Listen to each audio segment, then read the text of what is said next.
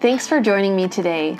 I thought I would do something different and share with you the itinerary for our latest Walt Disney World vacation. Maybe you just love Disney, so want to watch, or maybe it will give you some ideas for a future trip. I'm going to split our latest vacation into 3 videos, so I hope you enjoy this mini-series. For today's video, I'm going to share with you about our resort day and our day at Animal Kingdom. Before every trip, my family makes a list of what we want to do at each park, resort, in Disney Springs. There is so much to do at Disney, and we know we can't do everything, so this helps us prioritize. And it also helps us to not waste too much time since we have to leave the parks midday for my son's nap. Unfortunately, we had a stressful travel day with a canceled and rescheduled flight, including a layover. We got in super late and our luggage ended up on another flight, so we didn't get to do anything on our arrival day. But we were so happy when we arrived at Art of Animation Resort. We love this resort with the Skyliner access to Epcot and Hollywood Studios, which is going to be super convenient to head back to the resort for naps on those park days. Since we had a late arrival time, we decided that day 1 of our vacation would be a resort day, which is great because it ended up being the only day it rained a little on our trip. We started out the day having a little breakfast at Landscape of Flavors. Did you know that Landscape of Flavors doesn't have Mickey waffles, but has round waffles with pictures of characters from the resort? It's so fun, so we had to get breakfast at least once. After breakfast, we of course had to check out the ink and paint shop to scope out any possible souvenirs, since we didn't get to do that on our arrival day. The evening forecast was rain, so we decided to head back to our room and change into our swimsuits so we could enjoy some time at the splash pad. The splash pad at Art of Animation is located in the Finding Nemo section behind the pool. It is Nemo themed as well and is adorable.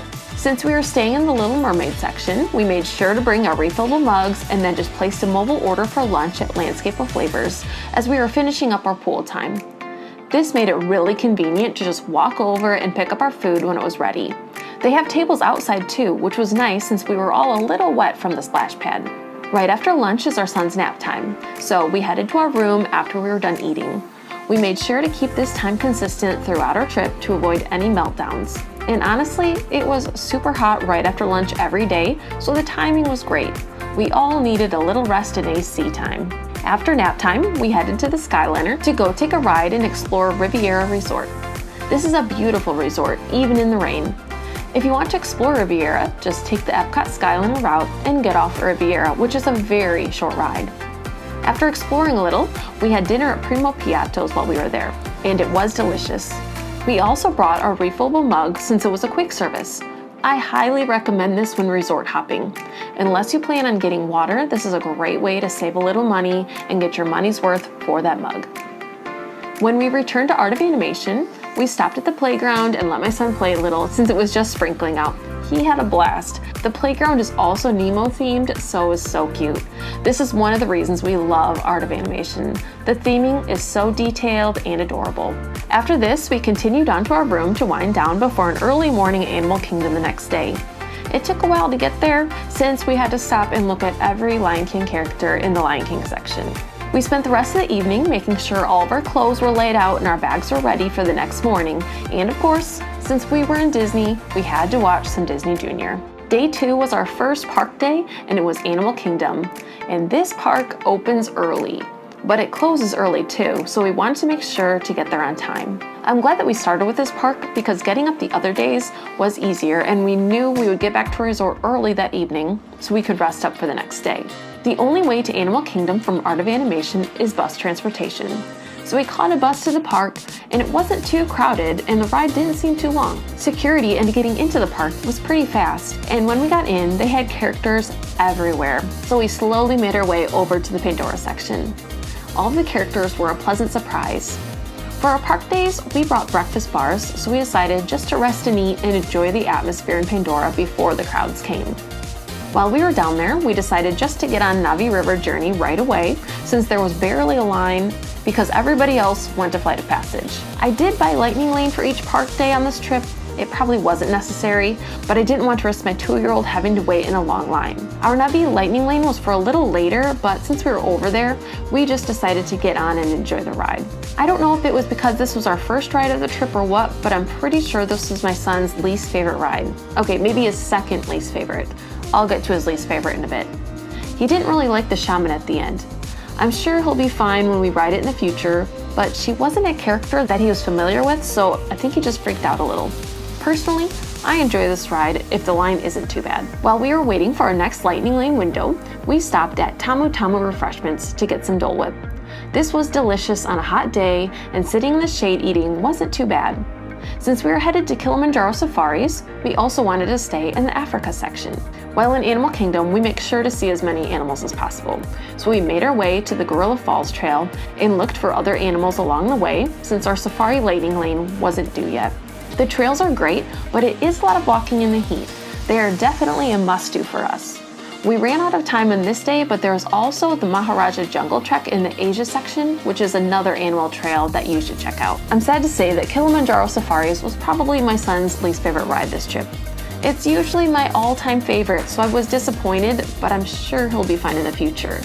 I would highly recommend going to this ride first thing in the morning if you want to see a lot of animals. I broke my own rule and got a lightning lane for it, so we waited to get on. Since it was hot, some animals were no-shows since they were hiding or just not out. Also, every time the safari jeep stopped, you could feel the heat from the vehicle mixed with the Florida heat and humidity. Anyway, after that hot ride, we decided to head to the Baby Care Center, which is located right past the bridge towards Discovery Island and very close to Creature Comforts, which is Animal Kingdom's Starbucks location. I didn't take any video of inside the Baby Care Center because there were some families there, but these places are awesome. There is one at each park. They all have changing tables and extra baby supplies to purchase if needed. The one in Animal Kingdom has a large room with 3 kiddie tables. They were also playing Lion King on the TV. My son thoroughly enjoyed this time to relax in the AC. We watched a few minutes of the movie and he loved the coloring page and crayons I gave him. It was just what we needed on this hot day. After some rest in the Baby Care Center, we headed to our Lightning Lane for the Festival of the Lion King. This is probably my favorite show in Disney World. The music and the entire experience is awesome. And since we had a Lightning Lane, we ended up in the 3rd row, which is a great spot to enjoy the show. After the busy morning, it was time for lunch. We love most of the restaurants at Animal Kingdom, but opted for Satuli Canteen since they have a lot of indoor seating. This ended up being our theme for the week. Always choose indoor seating in the AC when possible. Our original plan was to go to Harambe Market because it's delicious too, but the seating is outside. After lunch, it was time to head back to our resort for nap time. This was going to cut into our park day quite a bit, but I wasn't about to have a grumpy toddler. By the way, if you have a baby or toddler, you can get a pack and play for your room. This has been so nice on our last few trips. Just let the front desk know and they will bring one to you. Anyway, after nap time, we headed back to Animal Kingdom. It was kind of annoying that the park was closing at 6 p.m. that day, but again, we had 2 park days ahead of us anyway. When we got to the park, we headed straight to Restaurantosaurus. We had never been there before, and since Dinoland is closing, we assumed this was going to be our first and last time. It was burgers and fries, but it was delicious. Again, there was seating inside in the AC. After dinner, we headed out to see what to do next, and honestly, stuff was closing down even if it was barely 5:30 p.m. We decided to spend our last bit of time in the park visiting the merch shops on our way out. Miraculously, we didn't buy anything and then headed out to find our bus again. All in all, the first 2 days of our June trip were great, and we were excited for our other 2 park days. Thank you so much for joining me today, and make sure you like and subscribe so you get notified when the 2nd and 3rd videos of our trip get released.